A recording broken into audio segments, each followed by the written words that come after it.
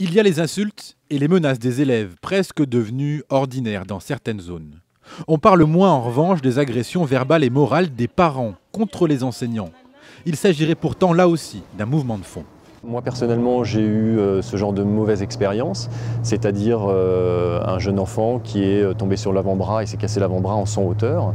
La première réaction du papa a été de me demander est-ce que c'était bien au programme de faire du saut en hauteur pour son enfant. Ce constat inquiétant, ce n'est pas l'éducation nationale qui le tire, mais les assurances du corps enseignant. Ce type de dossier a explosé de près de 30% selon la Maïf, rien que pour l'année 2012-2013.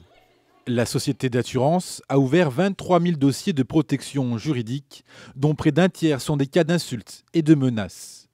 Il y a 10 ans, ces rubriques n'existaient même pas.